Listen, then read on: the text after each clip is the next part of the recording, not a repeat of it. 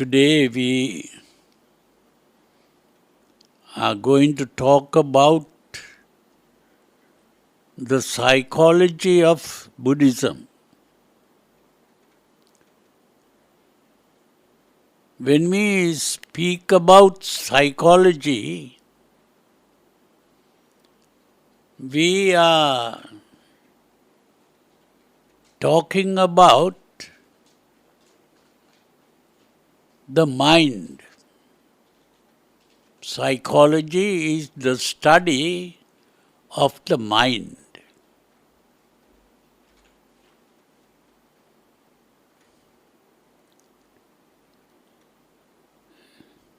In the West,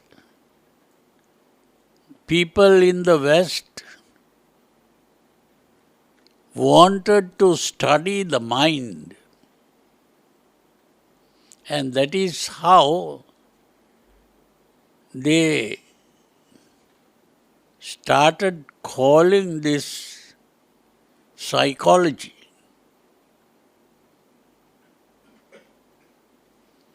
But a problem occurred. The problem was they couldn't find the mind. Although they tried to study the mind, they were not able to find the mind.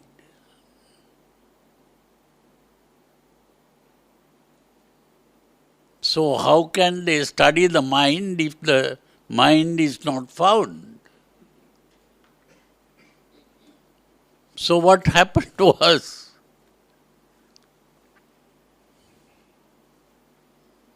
they started saying, we cannot find the mind. So therefore we call the psychology the study of human behavior.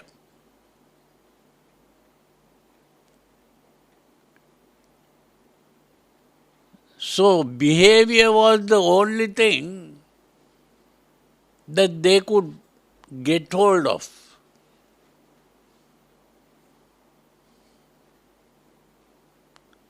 This was the problem.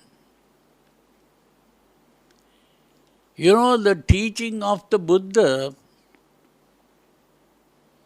if you study the teaching of the Buddha, the practice of the teaching is in 3 stages. Sila, Samadhi, and Panya. Sila, Samadhi, and Panya. Sila is the discipline of behavior.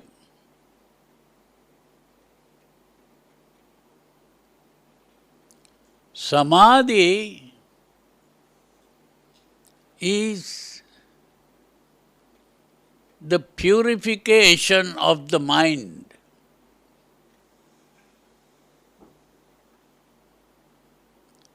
Panya is the purification of the intellect. Intellect is the thinking part.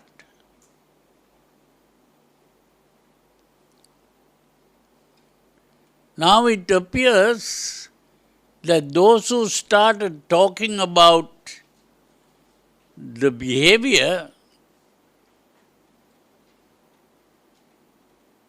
they can only talk about that first step, sila.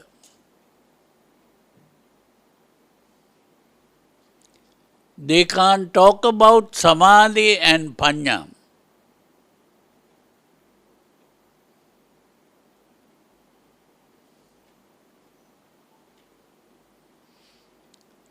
It was later that a psychologist who was a medical doctor, became interested in treating mental sicknesses. The mental sickness.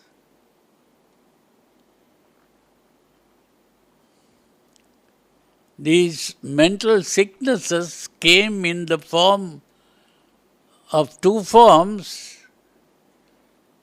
neurosis and psychosis.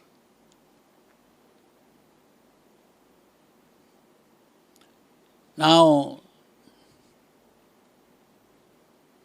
in trying to treat the mental sicknesses, he had to study the mind. Without studying the mind, how can they talk about mental sicknesses?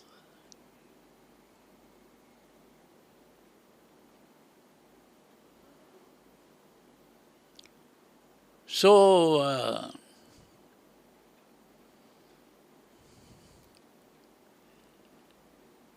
this psychologist, Sigmund Freud, studied the mind, and he found three things, or three parts of the mind, which he gave three names for the three parts. One part he called the id, I-D, id. ID, id,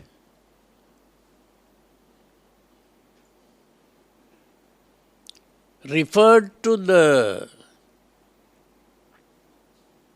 emotions.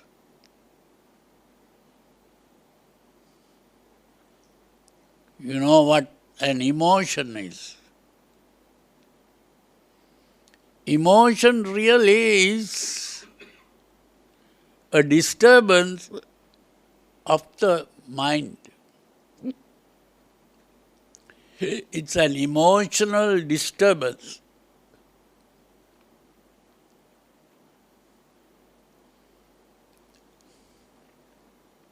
That means if you become angry, that is an emotional disturbance. If you become frightened, it is an emotional disturbance. If you become passionate and lustful, that is also an emotional disturbance. If you begin to worry, that is an emotional disturbance. That emotional disturbance is what is called the id, ID, id.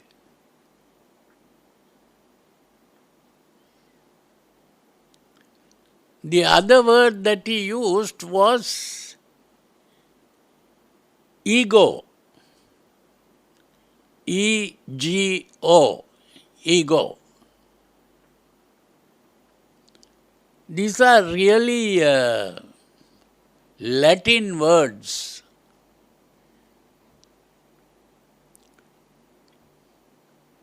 The id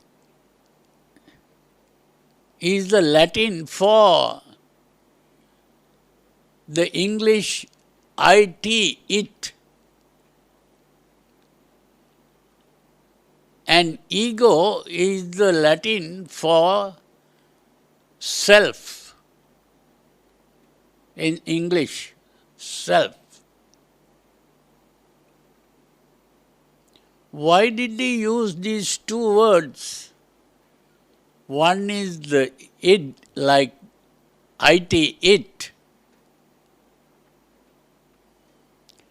Because the ego referred to the thinking part.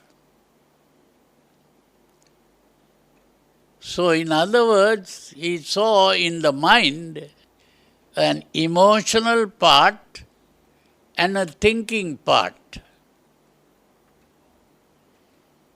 And the emotional part he called the it.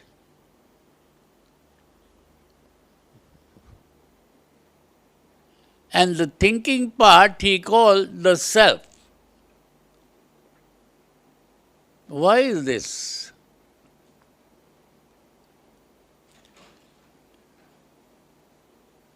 The English word it refers to things of the neuter gender. Now this bottle is the neuter gender. That means it doesn't have any life. So when you refer to something that has no life, you call it the it. Otherwise, if you talk about a human being, you say either he or she. And that he or she part is what he called the ego, the self. That means the emotional part he referred to as the neuter gender. And the thinking part was like the he and the she.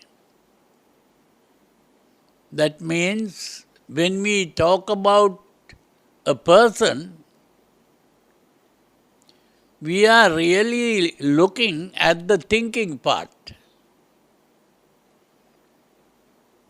When you say, I did this, that I refers to the thinking part. You understand? But very often people say, I am angry. Now if you say, I am angry, then you are using the word I to that emotional part. Anger is the emotional part. If you say, I am frightened, then again you are referring to the emotional part.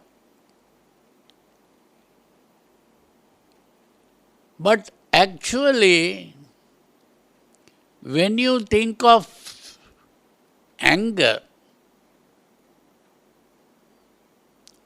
is that something that you do? We take being frightened or being worried. Is that something that you do? Are you doing the worry? It is happening to you. Anger is also something that is happening to you. You are not doing it. You understand? If you are frightened, it is something that is happening to you. If you are worried, that is something that is happening to you. You are not doing it.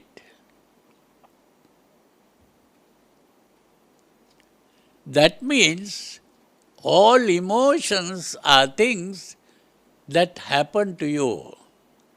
It is not something that you really do. That is why Freud put it into the neuter gender. Neuter gender is something that is happening to you. not something that you do. The doing is the thinking part. That is why he called that the ego. This is very important to understand, that whenever we really get angry, or even when we desire something, or you say you fall in love, that is also not something that you do, it is happening to you. You see, all emotions are things that happen to you.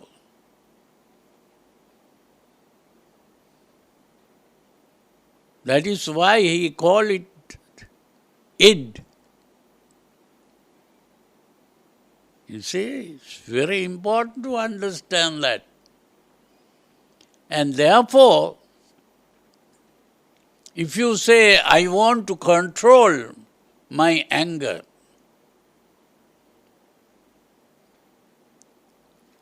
what are you doing? The thinking part is doing the controlling. It is the thinking part that is controlling the neuter gender anger. Did you understand that? So it is very important to understand that we have two parts. The thinking part and the emotional part.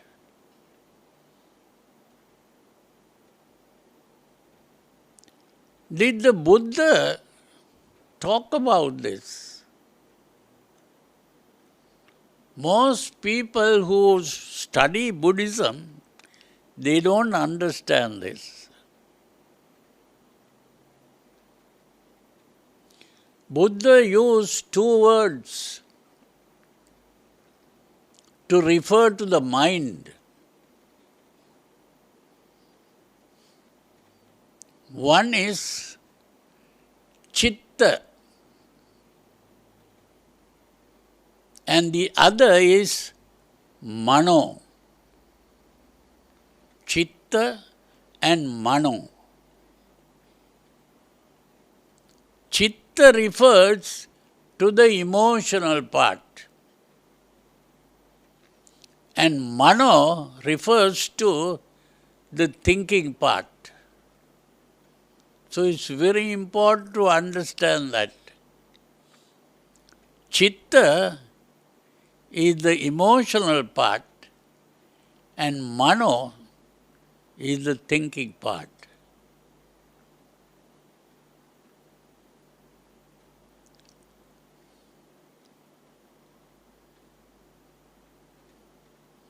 Now, there is a verse in what is in the book called the Dhamma. There is a book of verses called the Dhamma.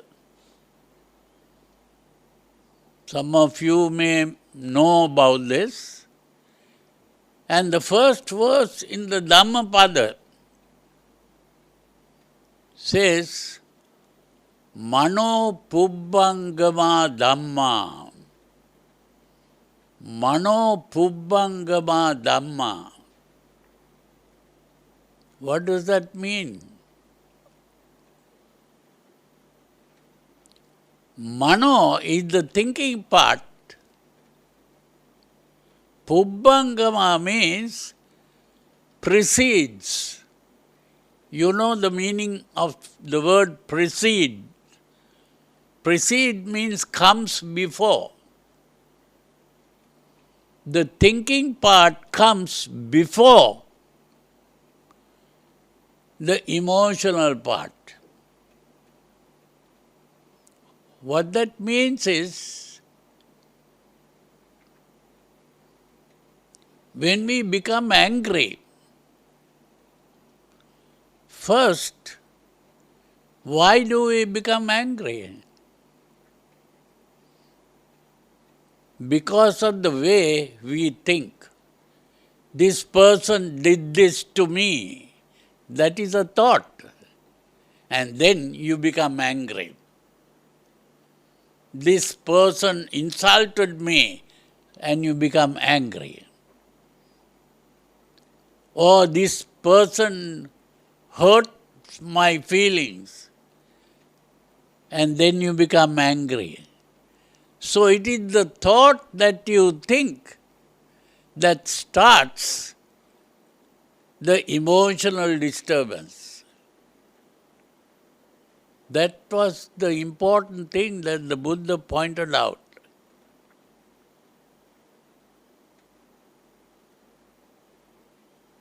This is something that Sigmund Freud didn't understand. Because Sigmund Freud thought that these emotions come from inside the body and trying to go out, seeking an outlet.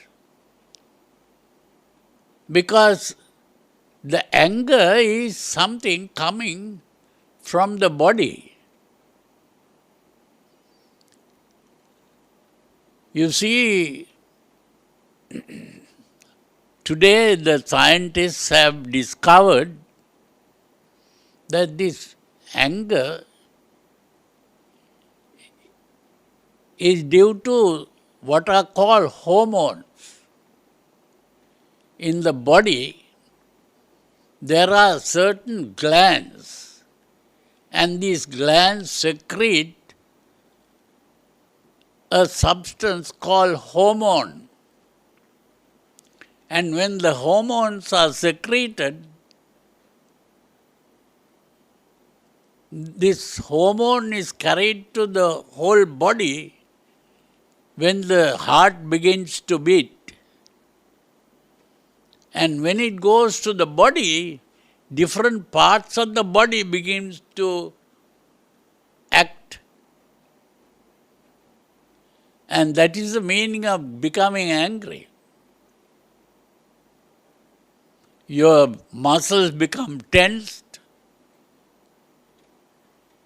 and various parts of the body begin to act and gets disturbed. The whole body gets disturbed when you become angry. When you are frightened, also the body is disturbed. That disturbance is today called stress.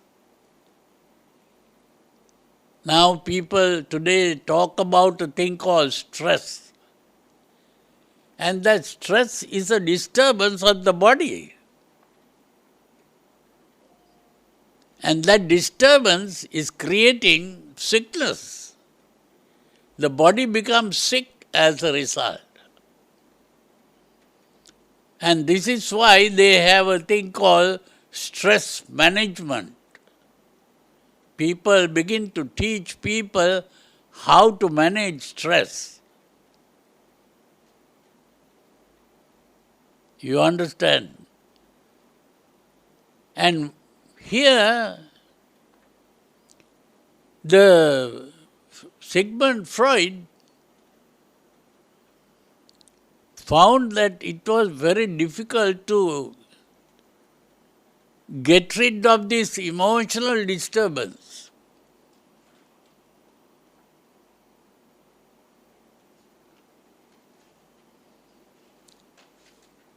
But, you know, later, a different kind of psychology came up. This was after Freud. Freud was living at the beginning of the 20th century. Like 1900, like That's the beginning of the 20th century. But somewhere in the half of the 20th century, this new psychology came up. It was called cognitive psychology. This cognitive psychology began to use the word cognition to refer to the thinking part. The thinking part was called cognition. And that emotional part was called affection. The cognitive and the affective.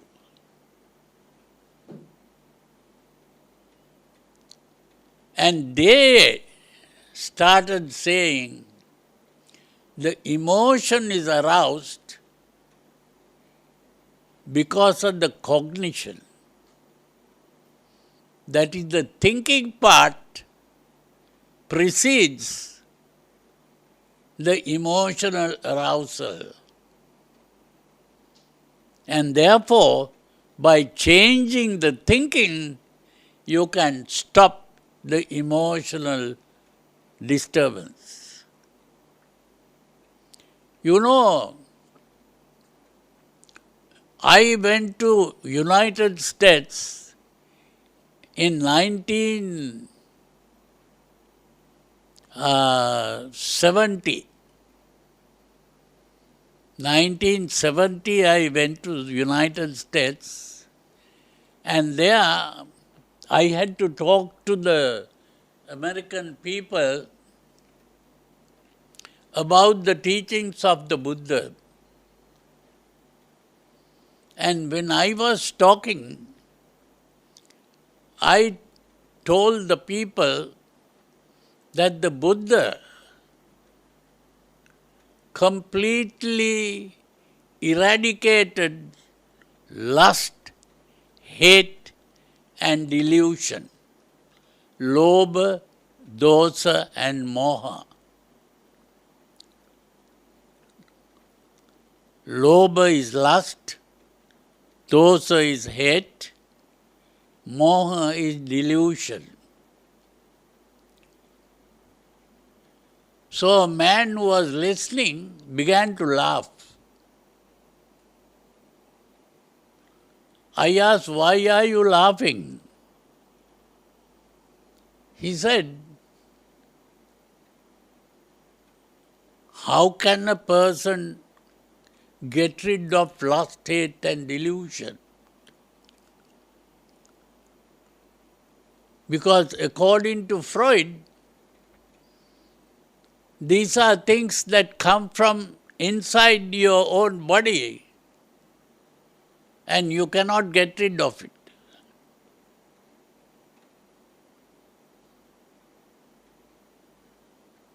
Because he has been studying Sigmund Freud's. So I had to point out, have you studied cognitive psychology? It was the cognitive psychologists who discovered that it is possible to get rid of emotions by changing the way you think.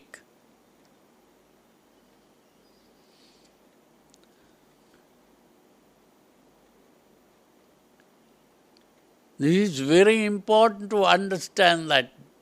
And this is what the Buddha has been saying 2,500 years before these Western people understood this.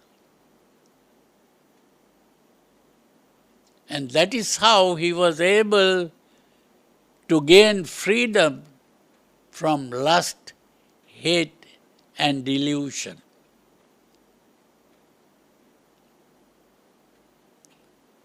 Very important to understand that the teaching of the Buddha is far above the modern scientists.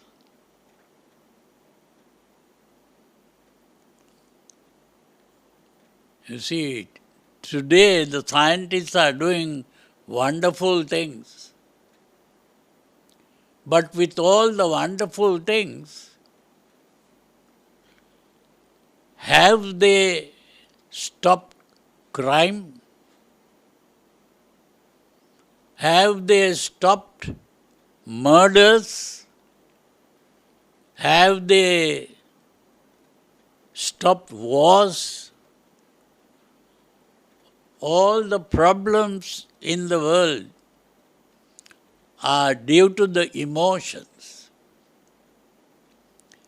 When people become emotionally agitated, they lose all their wisdom. They are carried away by emotions. Emotions dominate mankind. It is very important to understand that.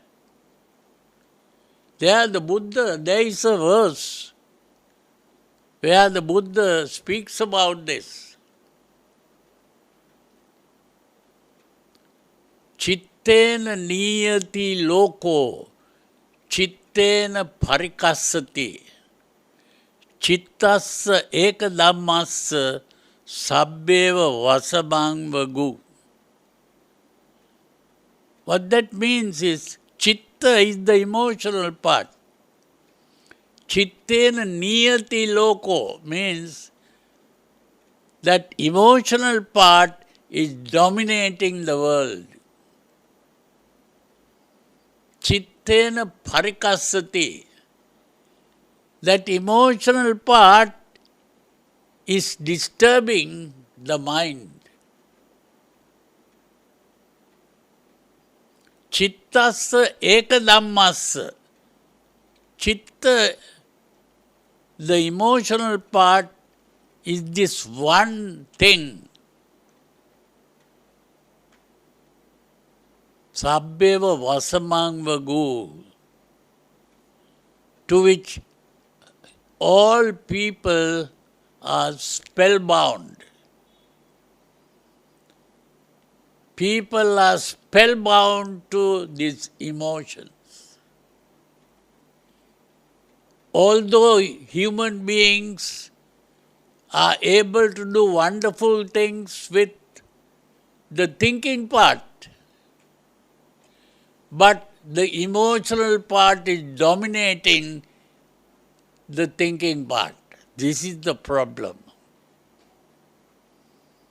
The thinking part is dominated by the emotional part.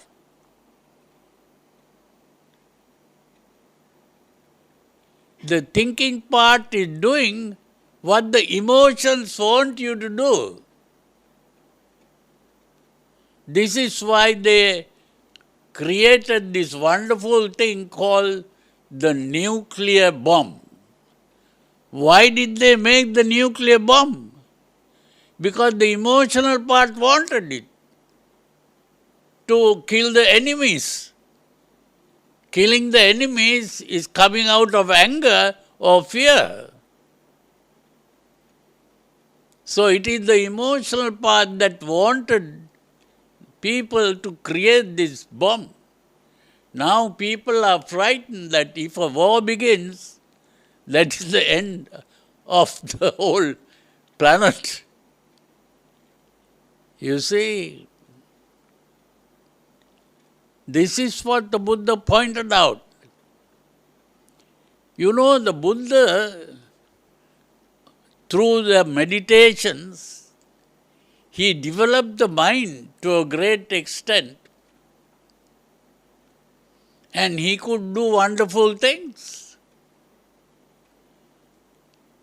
But during the time of the Buddha, there is a story where a certain person came to the Buddha and said, I am very much pleased about the powers that the Buddha has developed. He has the power, if he wants. It's only making a wish. May this Himalaya mountain, what is called the Mount Everest, like big mountain, if he makes a wish, may this mountain become a mountain of gold. It will become a mountain of gold. He has powers like that. So he says, out of compassion for these human beings, please make that wish, and it will become a mountain of gold.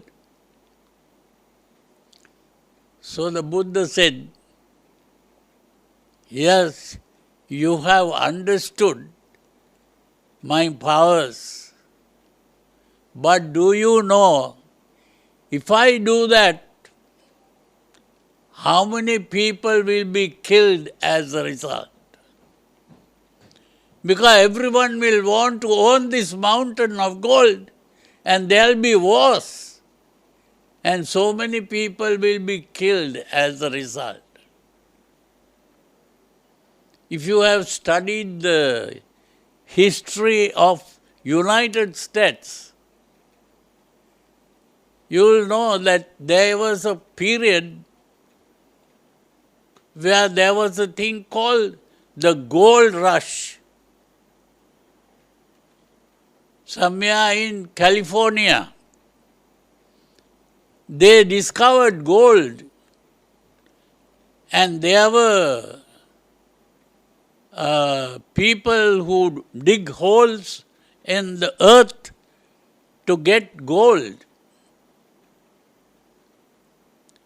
And not only just getting gold, there were many wars. People rushed to get this gold and killed one another. That was called the gold rush. There were many wars going on and many people being killed. Now this proves what the Buddha has just been saying. You see, the important thing is that human beings, very important thing to understand is that human beings are animals. Out of all the animals, it is the human being who has developed that thinking ability. When we are born into this world, there's children. Their thinking ability is poor, but the emotional part is developed. This is why we need what is called a babysitter to look after the children, because the children's thinking part is not fully developed.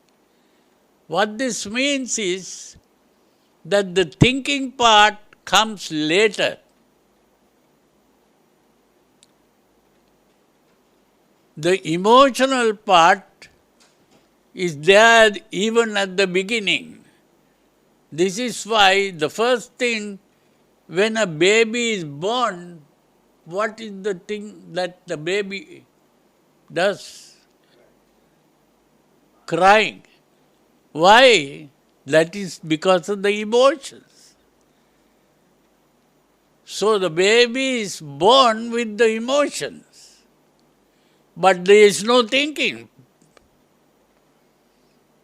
The thinking begins to develop only later. And this is why even the thinking begins to be influenced by the emotions. This is how the emotions begin to dominate the mind of people. Because the emotions are the elder part. The thinking part is the young part.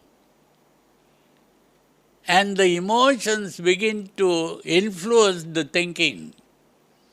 And when the emotions begin to influence the thinking is not straight thinking.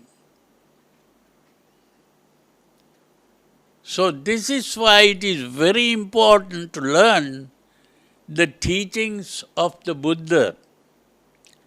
It was the Buddha who taught people how to gain control over the emotions. And it is only by learning this that we can find happiness in our lives. So it is very important to understand how to gain control over our emotions. And that is the meaning of meditation. What we call meditation is learning how to gain control over our emotions. And it is only by learning to gain control over our emotions that we can be happy.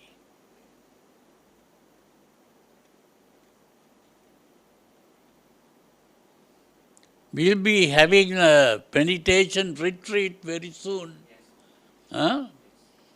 And so, if you like to learn these things, you should come to learn meditation. Huh?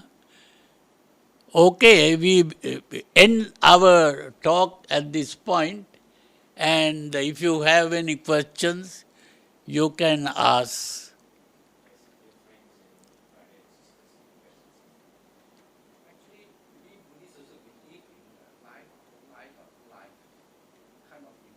Now it's very difficult for me to hear. We Buddhists believe in rebirth, life after life. Can our thinking part pass on life after life? So that when we born, we have this thinking overcoming the emotion. Yeah? What is that? He's saying that as a Buddhist, we live life after life. Can we, when we get the next rebirth, can our thinking part still there to control our emotion? Well, it's very important to understand that it is the emotions that begin the next life. According to the way you have gained control over emotions, if you have a good mind at the moment of death, then you'll be born in a good situation. If your mind is bad at the time of death, then you'll be born in a bad situation. So the place you are going to be born depends on your emotional state. This is why it is very important to practice good behavior and good thinking. This is very important. Yeah. Bhante, some people are born more intelligent and some people are not so Yeah. clever. Yeah. I'm just thinking that is there the possibility that intelligence can be carried forward to the next rebirth? That's why Well, whether you are intelligent or not is also depending on the emotions. You see, the less you are getting emotionally disturbed, the more intelligent you are. Intelligence also is dependent on the calmness of the mind. This is why it is very important to learn how to calm the mind. So purifying the mind is the same thing as calming the mind. Yeah. I ask because in bringing up children, little Yeah, children, yeah, they are supposed to be born neutral. yeah, But we notice that some children are smarter, more intelligent, and we say it's like, oh, they inherit the, yeah. you know, I mean, they say it's in the genes, it's more intelligent. I'm trying to relate that maybe it's carried forward from previous life, you know, accumulated intelligence that's carried forward. So if you try to, Yeah. The if you try to intelligence learn of and the clever children. this life, it also helps in your future life. That's right. One. Yeah. That intelligence of the children also depends on the intelligence of the parents. And the parents, if they are very calm people, their children will become intelligent also. So it's very important. Now, if the father or mother, people who drink this alcohol and all kinds of things, the child also will begin to learn all these things and also influenced by this, and then they lose their intelligence. This is what happens. But Bhante, Yeah. when we have 2-3 children, Huh? we notice that some children are more intelligent, our own children. Yeah. Some are more clever. Yeah. So where the some are more clever, some are... That is all coming from the past life. If during the past life the children have been practicing good behavior and all that, that is how that person will become intelligent. So it's very important to learn to discipline your mind. This is why the meditation is very important. Huh? Very important to learn meditation.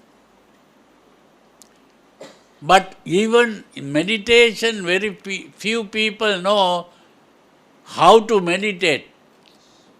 Some people think meditation is just learning to concentrate or something. Concentration is not meditation.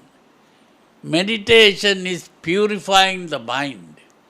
You have to learn to purify the mind by thinking in the right way.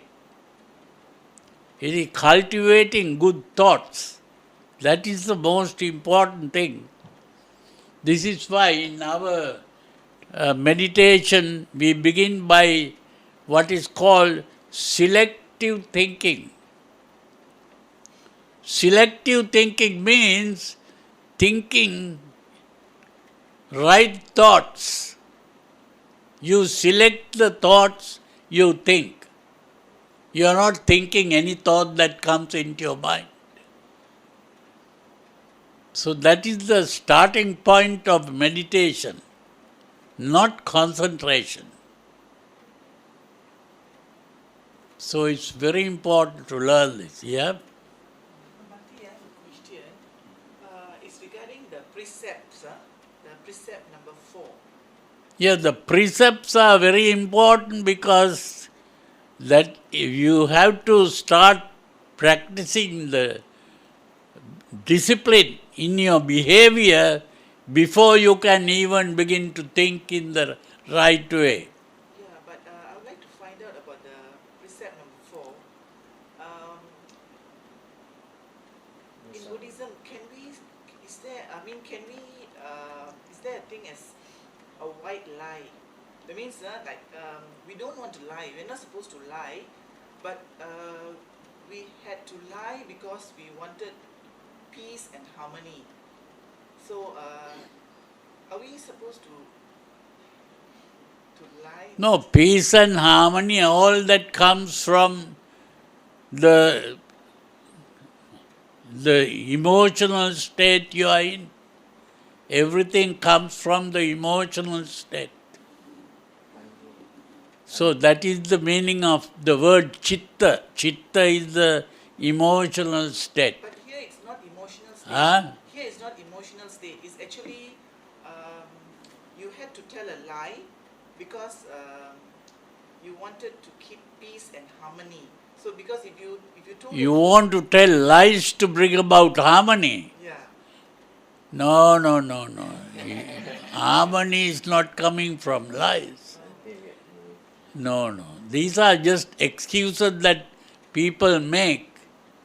Example of Yeah, yeah, yeah. example of how you can lie to create harmony. Yeah, yeah, yeah. Bhante, yes, our sister maybe implied. Dishonesty is not the way to it's not about dishonesty. find peace.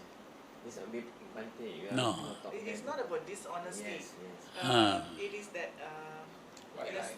in a situation where to avoid conflict, Yes, yes. to avoid conflicts, so you had to come up with, you had to come up with something. Yeah, yeah. This is what is called white lies. Yeah. Yeah, yeah. So, Those are simply just excuses. Yeah, yeah. thank you. Okay, brothers and sisters, any more questions? Yeah. Okay, I have a question. There is one sutta that was saying that Ananda says there are 4 ways to gain enlightenment. He said one way is samatha, then vipassana, then vipassana, then samatha. Then samatha Yeah, and yeah, vipassana yeah. together. Can you explain that? No, what this means is that there are these 2 kinds of meditation. One is to purify the chitta, and the other is to develop the mano. So what is called vipassana is dealing with the mano, which is the thinking part. And samatha is dealing with the chitta, which is the emotional part. So these are things that can be, while you are meditating, you begin to deal with both. That is the meaning of that. Yeah. So anyway, so we'll bring this to an end now.